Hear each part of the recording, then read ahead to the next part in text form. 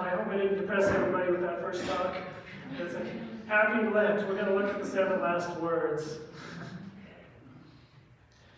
But I do think, like we said at the beginning, those 2 elements of Lent are important, and they're obviously intercomplementary.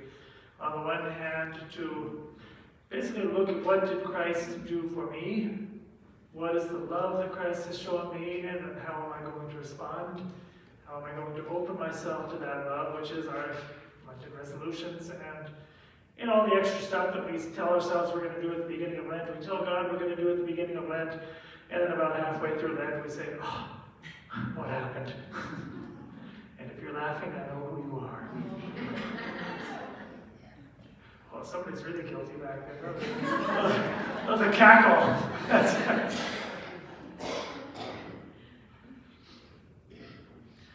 Well, I actually cited this in a recent video that I made. I don't know if maybe it hasn't been released yet, but anyway, we'll do it again anyway. If you pray the breviary, the Liturgy of the Hours, which is when you see priests and nuns walking around with that Bible-looking thing with all the ribbons in it, it's probably not a Bible, it probably means they're praying their breviary. In it, in the 3rd week of Lent, there's a very cool reading by a guy by the name of Peter Chrysologus. How's that for a name? Anybody here name your kids Chrysologus? It means silver word. Logos, right? Logos is the word. And Christo, like Chrysostom, all that, it means silver in Greek. So Peter of the silver word, or sometimes it is called silver tongue because whatever. You got it. But he has this reading, which I will be referring to, when he talks about the different works that we normally take up in Lent. There's 4 different major things that you can say that we do during Lent.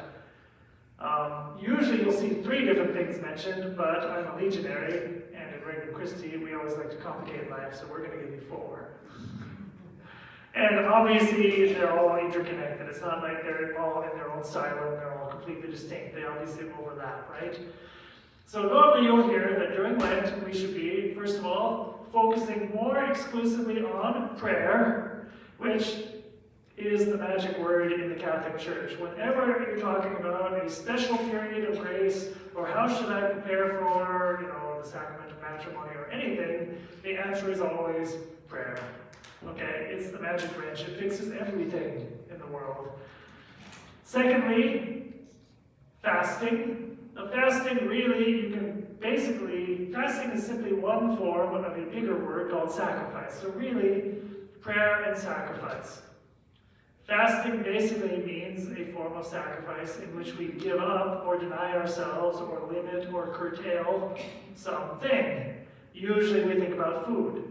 And frankly speaking, there is a real value to a fast, at least some form of a physical fast where we feel it in our flesh, because we're made of body and soul. And if we're going to get holy, it's going to imply body and soul. So the physical, like giving up sweets or giving up a meal per day or whatever particular form of fast you choose to do, it has a real value. And I think everybody should have at least something physical that we're fasting. But it's not simply limited to that, and we're going to get into that later. Almsgiving. Almsgiving. That is one that's, aside from being the Regnum Christi chaplain, I'm also a local fundraiser, so that's one that I love to have hit home. It is actually a means of getting holy. Okay? It is not just so that we can give you puppy eyes and say, we're hungry. Actually, if you look at me, you'll know that's a lie. I should be hungrier than I am, but anyway. It's not simply that we need to take care of the priests and we need the money for mission and all that stuff, which is also true, but almsgiving is a legitimate form of getting holy. And the last one, which normally you don't hear spoken a lot about because it could probably fall under almsgiving, is, you could title apostolate or works of charity. So basically reaching out. Those are the 4 different means of holiness that the church will emphasize during Lent. The St. Peter Chrysologus in this reading, he says all of these are totally united. And he says if you take away one of them, it's like having, he refers to 3 of them, It's like having a stool with 3 legs. If you knock out one of them, it didn't work too well, right? Unless you're really patient, you just kind of lean on the thing. But that's not normally what you do with the stool. You like to sit on it. So it's like having a 3-legged stool. If you knock out one of the legs, what's the point? You may as well not have the other 2. It says, fasting is the soul of prayer. Almsgiving is the lifeblood of fasting. Let no one try to separate them. They cannot be separated. If you only have one of them, or not altogether, you have nothing. Oh. So if you are giving up chocolate, and you're not praying, and you're not at least doing some form of almsgiving, guess what? St. Peter Chrysologus says, you have nothing. Now he's probably meaner than I am. I would probably be cutting you some slack and saying, well, it's something, it's a progress, you're moving forward. But this guy's a saint and I'm not, so therefore you should probably listen to him. He says, nothing. Okay?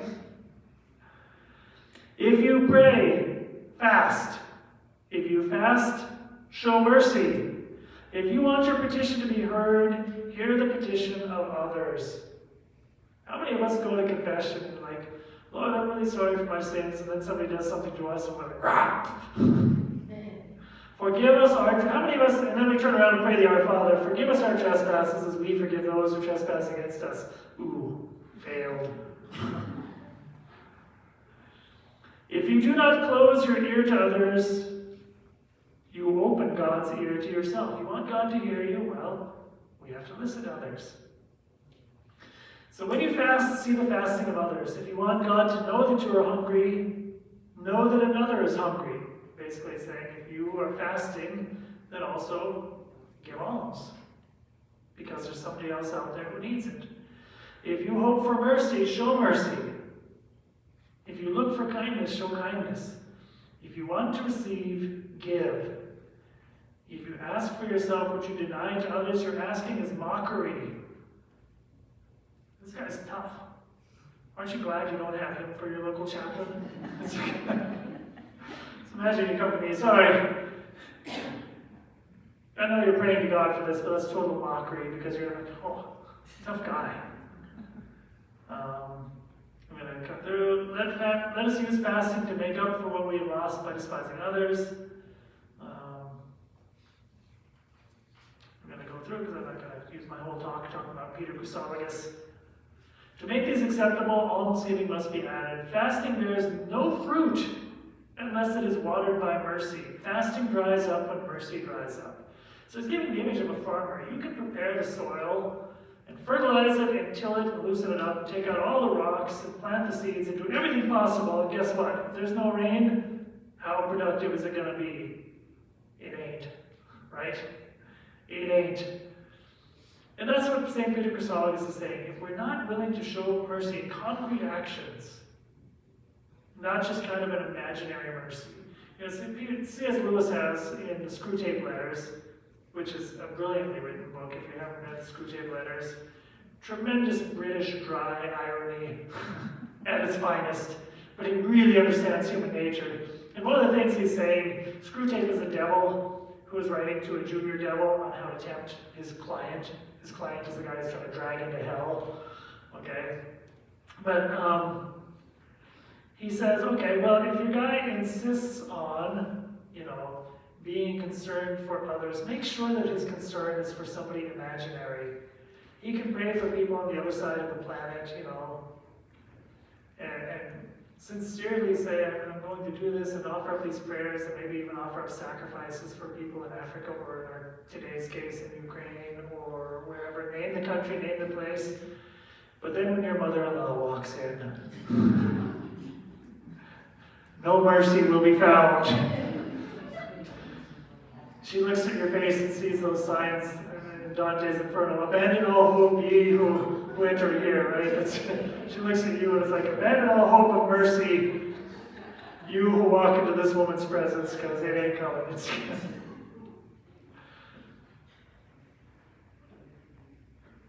When you fast, if your mercy is thin, your harvest will be thin. But you pour out an almsgiving overflows into your barn. Therefore, do not lose by saving, but gather in by scattering. Give to the poor, and you give to yourself. You will not be allowed to keep what you have refused to give to others. So this is kind of a general outline for a great program for Lent. Okay, so very simply, prayer we talk about all the time, so I'm not going to spend a lot of time there, but I will say this.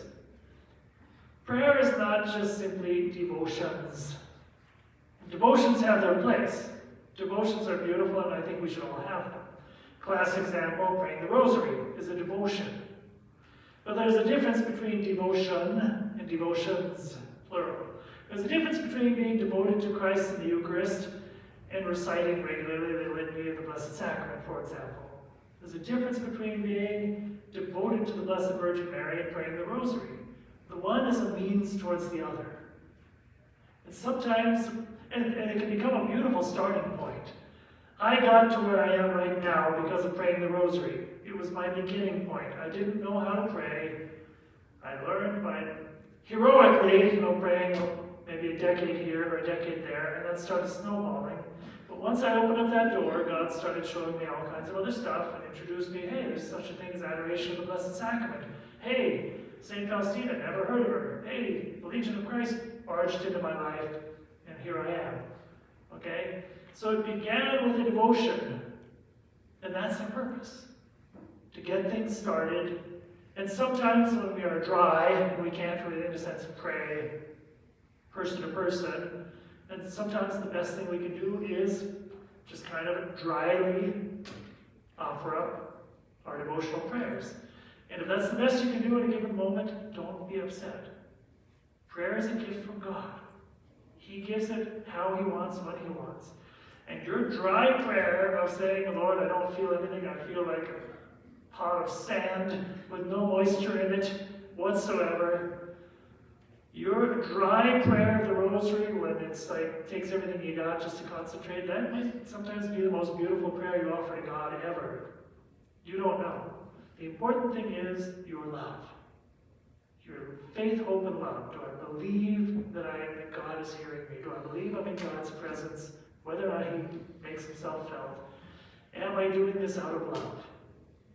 The emotions, that's the frosting on the cake. It's nice when it's there. Fasting. So we talked about fasting. The classic forms of fasting, I said, usually involve, giving up a meal, or going bread and water for a day, or giving up chocolate or something that we particularly like. But there's all kinds of different fasting. A few years ago, I think it was 2016, Pope Francis had one of his audiences. He said the following, different ways we can fast. He said, fast from hurting words and say kind words. Oh, you talk about a serious fast. By the way, it's not easy. Go read the letter of St. James if you think it's easy. He says, the person who does not sin with their tongue is the perfect human being. And St. James has a whole chapter dedicated to how is it possible we praise God, we pray, and then we turn around and we gossip and we intrigue and we curse and do all those things. Fast from hurting words and say kind words. Fast from sadness and be filled with gratitude. How easy is it to put our tails between our legs and feel like, oh, the world is mean and nobody understands me. And that might be true, but God does. Mother Teresa, we know, went through 50 years of spiritual darkness. How many of the pictures or videos do you see of her where she is smiling radiantly even though she felt nothing? And she is bringing the joy of Christ to others. Actually, one of her most common bits of advice to her nuns was, smile. I don't care if you feel like you're being torn to shreds inside. People need to see your smile. Fast from anger and be filled with patience. Your husbands.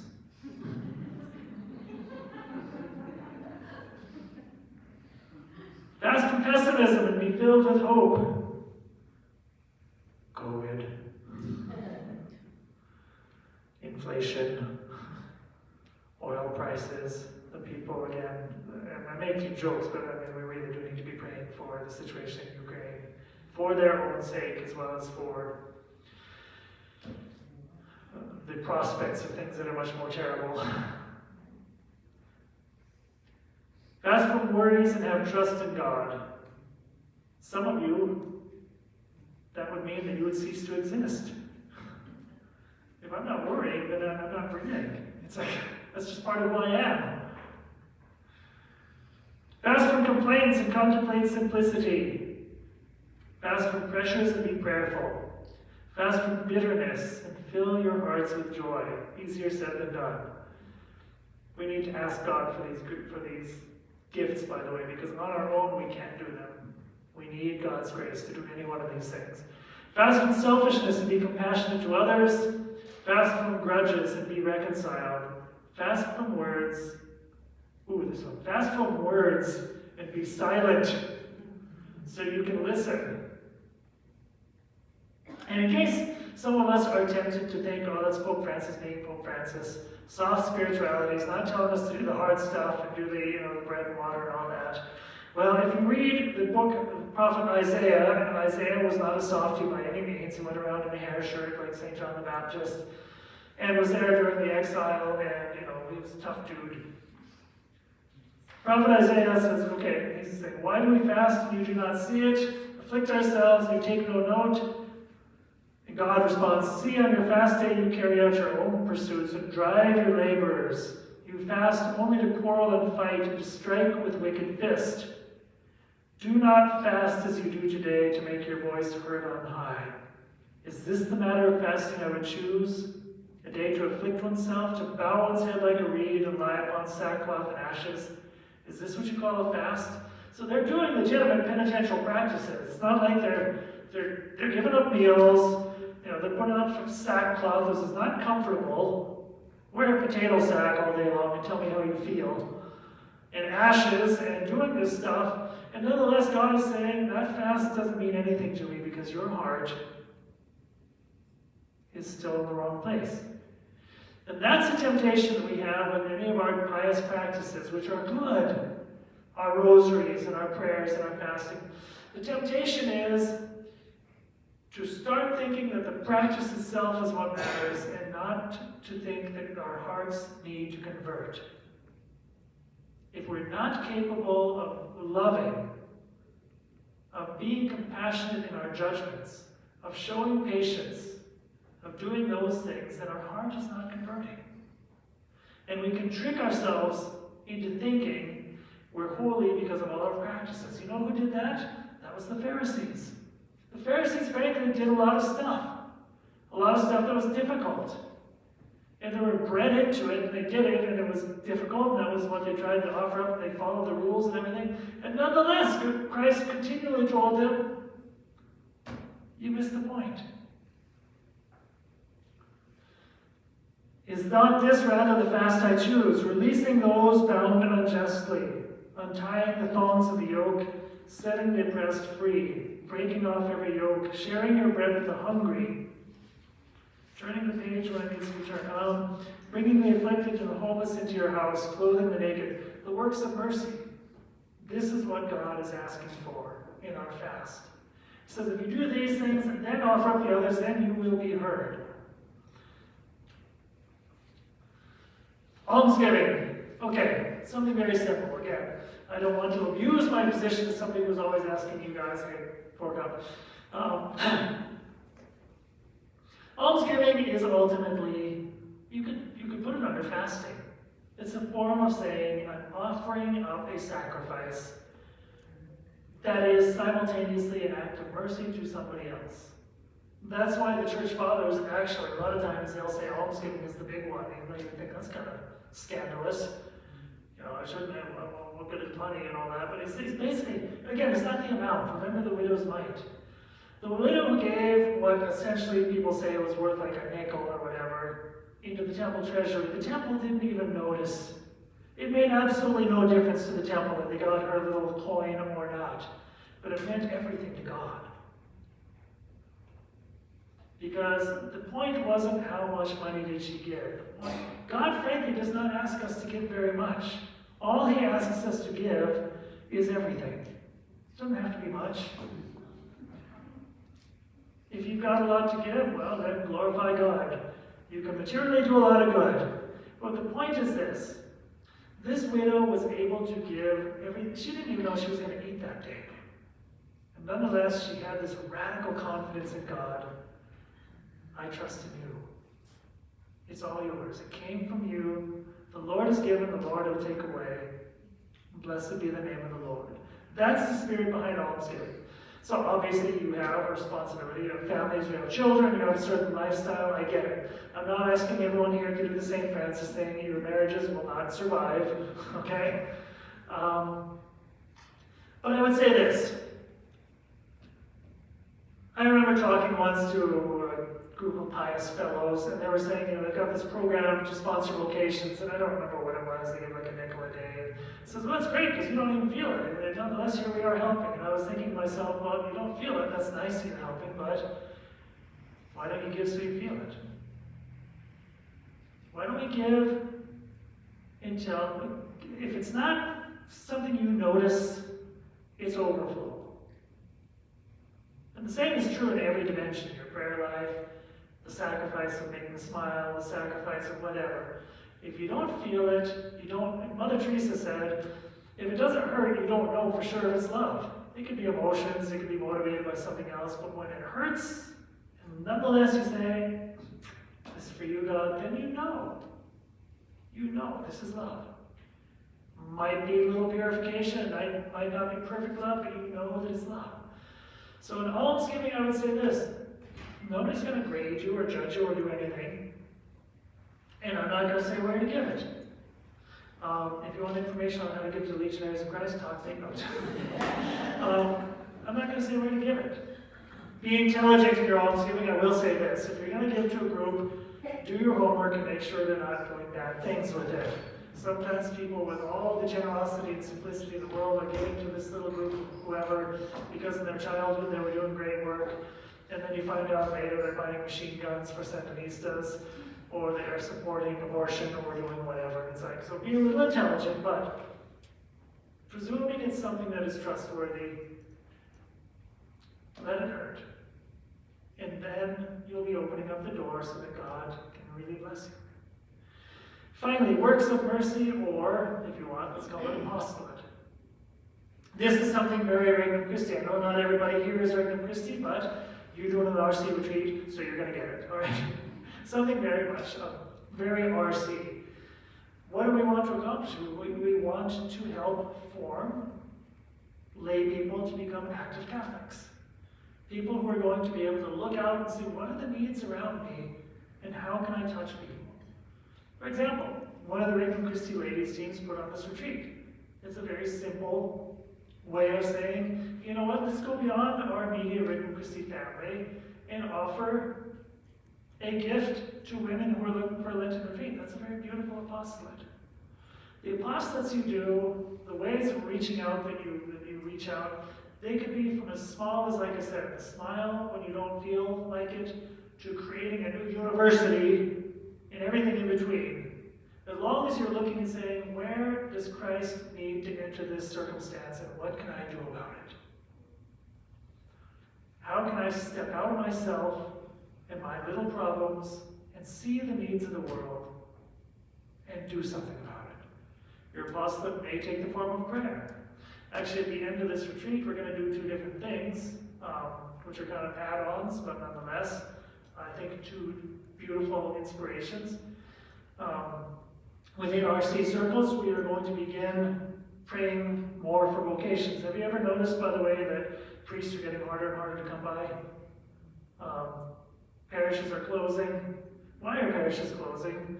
Part of it's economic, but the number one reason, vocations. If we had twice as many vocations, I assure you not a single parish would be closed. It's just the reality. So, some of the RC ladies we're going to have a prayer. We have a couple of vocation chalices that the RC teams are going to pass around and pray for regularly, and it's something we're going to be promoting as an apostolate to foster vocations, any vocations. Hopefully we get some legionaries out of it, because, we're doing our thing, but, vocations for priests, vocations for nuns for that matter. Just vocations that God will raise up and inspire a new generosity, or a new generation of people to serve the church. And also at the end, well, I'm not going to give away the secret, but also at the end we have a little gift for everybody doing this retreat. And it was another inspiration. It was a gift, generosity, to take home for all of you. But it was the inspiration of somebody who said, how can we give more? It's a small thing. But the inspiration is, how can we touch souls? And I would say that is the sign. If we have hearts that look beyond ourselves, and hearts that are saying, how can we bring Christ to society? Either in the person right next door, the person I live with, or the person on the street, or the person I work with, or whatever. Or the person that I may never see who's on the other side of the planet, but I pray for them. If you see that as a fruit in your life, then you will know that your prayer, your fasting, your almsgiving, all those things are changing you. If it's not really there, then we can ask ourselves, to what extent am I really opening to God?